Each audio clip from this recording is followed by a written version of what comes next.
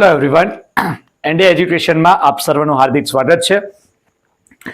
આપણે ધોરણ 12 વિષય નામાના મૂળ તત્વો એનું બીજું ચેપ્ટર ભાગીદારોના વાર્ષિક હિસાબો, ભાગીદારી પેઢીના વાર્ષિક હિસાબો એની શરૂઆત કરી છે. એમાં બે ખાતાઓના નમૂના આપણે જોયા છે. એક છે વેપાર ખાતું, બીજું છે નફા નુકસાન ખાતું.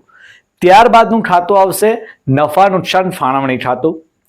ત્યારબાદ આવે છે ભાગીદારોના ચાલુ અથવા તો મૂડી ખાતું. અને ત્રીજું લાસ્ટ જે સૌથી ઇમ્પોર્ટન્ટ ખાતું આવે છે એ છે પાકું સરવૈયું. તો આજે આપણે પાકા સરવૈયાનો નમૂનો જોવાના છીએ. એમાં કઈ કઈ બાબતોનો સમાવેશ થાય છે એનો આપણે અભ્યાસ કરવાના છીએ. પાકું સરવૈયું એ પેઢી માટેનું મેઇન પત્રક છે એમ પણ આપણે કહી શકીએ છીએ. ઓકે, જેના દ્વારા એનું મૂલ્ય ઘડાય છે, એની પાંગડી રજૂ થાય છે એમ પણ આપણે કહી શકીએ છીએ. એટલે અહીંયા આપણે આ જે પાકું સરવૈયું છે એમાં કઈ કઈ બાબતોનો સમાવેશ થાય છે એનો અભ્યાસ કરીએ. ચલો, સર્વપ્રથમ તો આ એનું ફોર્મેટ છે. બે ભાગમાં વહેંચાશે. એક બાજુ આવશે મૂડી અને દેવા અને બીજી બાજુ આવશે મિલકત અને લેણા. હવે મૂડી એટલે જે એમની મૂડી છે એ મકાન, માફ કરજો, જે એમને રૂપિયા લાવ્યા છે, ઓકે, એ દરેક વસ્તુ અહીંયા આવશે. બીજી વસ્તુ છે દેવા. તો દેવા એટલે જે એમને લોનો લીધી છે, કોઈને પૈસા ચૂકવવાના છે, એ દરેક વસ્તુ આમાં આવશે. અહીંયા છે મિલકત અને લેણા. તો ભાગીદારોની જે પેઢીની જે મિલકતો છે, જમીન, મકાન, પ્લાન્ટ, યંત્રો, ફર્નિચર, એ દરેક વસ્તુ અને લેણા એટલે જે પૈસા પેઢીએ બહારથી લેવાના છે, જેમને ઉધાર તરીકે અથવા તો લોન સ્વરૂપે બીજાને આપેલી છે અને ત્યાંથી પૈસા વસૂલવાના છે, એ દરેક બાબતો અહીંયા નોંધાશે.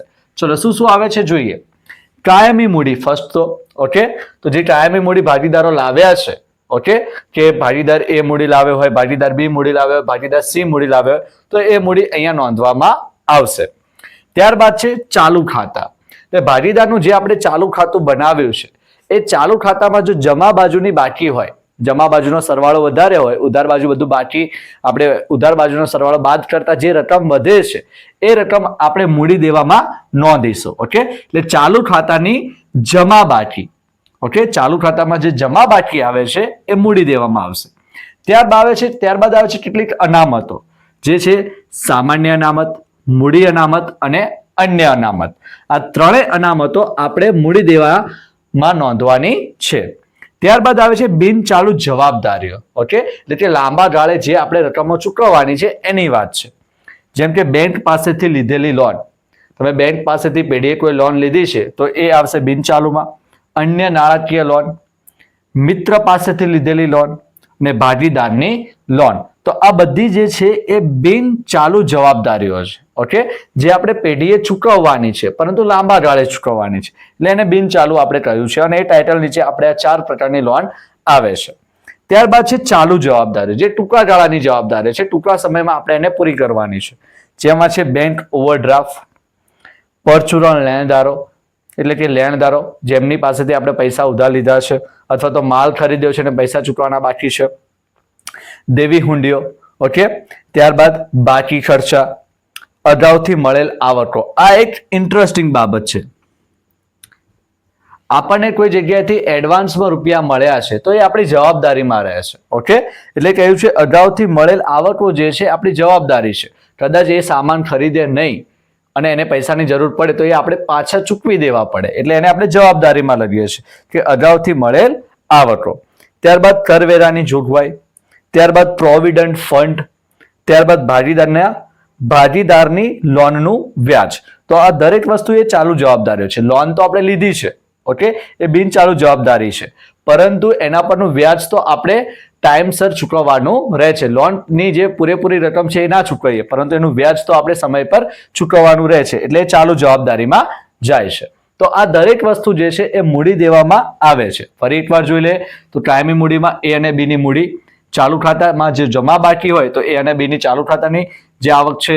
ત્યારબાદ અનામતો, તો સામાન્ય અનામત, મૂડી અનામત, અન્ય અનામત.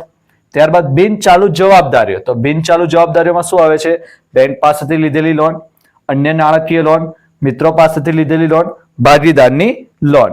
ત્યારબાદ આવે છે ચાલુ જવાબદારીઓ. તો બેંક ઓવરડ્રાફ્ટ, પરચુરણ લેણદારો, દેવી હુંડીઓ, બાકી ખર્ચા, અગાઉથી મળેલ આવકો. બાકી ખર્ચા એટલે કે જે ચૂકવવાના બાકી છે. ઓકે, કરવેરાની ચૂકવાઈ, પ્રોવિડન્ટ ફંડ અને ભાગીદારની લોનનું વ્યાજ. તો આ થઈ ગઈ મૂડી દેવાની વાત. હવે આપણે જોઈશું મિલકત લેણામાં કઈ કઈ બાબતો આવે છે. તો મિલકત લેણામાં પહેલા તો બિનચાલુ મિલકતો, એના અંડરમાં આવશે કાયમી મિલકતો, એના અંડરમાં આવશે દ્રશ્ય મિલકતો. દ્રશ્ય મિલકતો એટલે કેવી મિલકતો?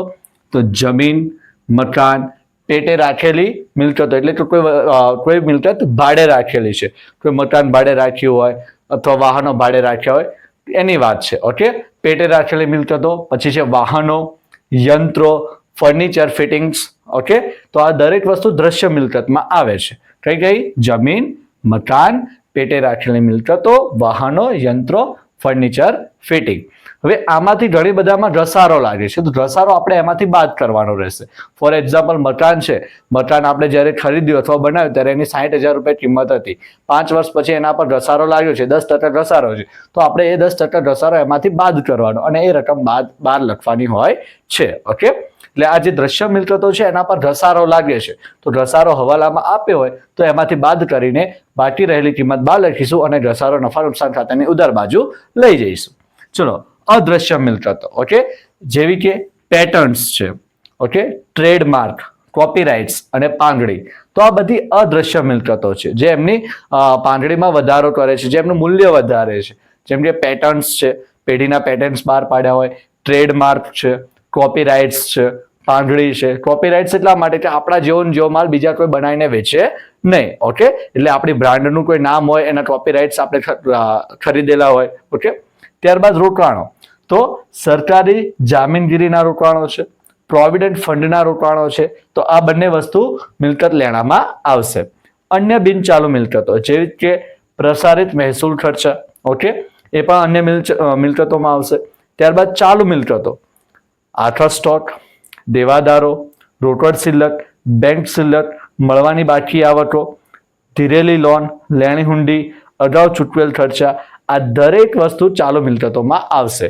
અહીં આપણે આખા સ્ટોકની વાત કરીએ તો આખા સ્ટોક એ વેપાર ખાતાની જમા બાજુ પણ આવે છે અને અહીંયા પણ આવે છે. તો આખા સ્ટોક જો હવાલામાં આપ્યો છે, ઓકે, ત્યારે આપણે એની બે નોંધ કરવાની હોય છે. એક વેપાર ખાતાની ઉધાર બાજુ, જમા બાજુ, અને એક આપણે ચાલુ મિલકતોમાં કરીશું. ઓકે, હવે છેલ્લે છે ચાલુ ખાતું. તો ચાલુ ખાતાની જો ઉધાર બાકી હોય, જો જમા બાકી હોય તો આપણે એને મૂડી દેવામાં નોંધીશું. પણ જો ઉધાર બાજુનો સરવાળો વધારે છે અને જમા બાજુનો સરવાળો ઓછો છે તો ઉધાર બાજુમાંથી જમા બાજુનો સરવાળો બાદ કરશું તો આપણને ઉધાર બાકી મળશે. તો ઉધાર બાકી હોય તો એ આવશે મિલકત લેણામાં. ઓકે, તો આ પૂરેપૂરી વસ્તુઓ આપણે ફરી એકવાર જોઈ લે. બિનચાલુ મિલકતો, કાયમી મિલકતો, દ્રશ્ય મિલકતો, જેમાં જમીન, મકાન, પેટે રાખેલ મિલકતો, વાહનો, યંત્રો, ફર્નિચર, ફિટિંગ્સ, આ બધી દ્રશ્ય મિલકતોમાં આવે છે. અદ્રશ્ય મિલકતો, પેટર્ન, ટ્રેડમાર્ક, કોપીરાઇટ્સ, પાંગડી, આ બધી અદ્રશ્યમાં આવે છે. રોકાણો તો સરકારી જામીનગીરીના રોકાણો, પ્રોવિડન્ટ ફંડના રોકાણો, એ અહીંયા લખવાના છે. અન્ય બિનચાલુ મિલકતો તો પ્રસારિત મહેસૂલ ખર્ચા, એ પણ આવશે. ચાલુ મિલકતોમાં આખા સ્ટોક, દેવાદારો, રોકડ શિલ્લક એટલે આપણી પાસે જે રોકડ રૂપિયા છે એ, ત્યારબાદ બેંક શિલ્લક જે બેંકમાં રૂપિયા છે એ, મળવાની બાકી આવકો જે આપણે પૈસા બીજેથી મેળવવાના બાકી છે એ, ધીરેલી લોન આપણે કોઈને લોન આપી છે એ, લેણી હુંડી, ત્યારબાદ અગાઉ ચૂકવેલ ખર્ચા, કોઈ ખર્ચા ભવિષ્યમાં થવાના છે પણ આપણે અત્યારથી એને ચૂકવી દીધા છે, તો આ બધું ચાલુ મિલકતોમાં આવશે. અને છેલ્લે આવશે ચાલુ ખાતાની ઉધાર બાકી. તો આ આટલું થઈ ગયું પાકા સરવૈયાનું ફોર્મેટ. ઓકે, હવે આપણે અગાઉના વિડીયોમાં એટલે આવનારા વિડીયોની અંદર એક્ઝામ્પલ નંબર 1 થી શરૂઆત કરવાના છીએ. આ ત્રણ ખાતા બહુ ઇમ્પોર્ટન્ટ હતા, એને ધ્યાનમાં લઈશું. એની સિવાયના બીજા 2 ખાતાઓ કે 3 ખાતાઓ હોય છે, જેમાં છે નફા નુકસાન ફાળવણી ખાતું, જે નફા નુકસાન ખાતા પછી બનાવવાનું છે. પછી મૂડી ખાતા અથવા ચાલુ ખાતા, જે નફા નુકસાન ફાળવણી ખાતા પછી બનાવવામાં આવે છે. અને ચાલુ ખાતા પછી આપણું છેલ્લું જે ખાતું આવે છે જે પાકું સરવૈયું. તો આ થઈ ગયો એનો નમૂનો. આવનારા વિડીયોમાં આપણે એક્ઝામ્પલ જોશું જેથી આપણે વધારે સારી રીતે સમજી જઈશું. ઓકે, પ્લીઝ વિડીયો ગમે લાઈક કરજો, શેર કરજો, ચેનલને સબસ્ક્રાઇબ કરજો. Thank you.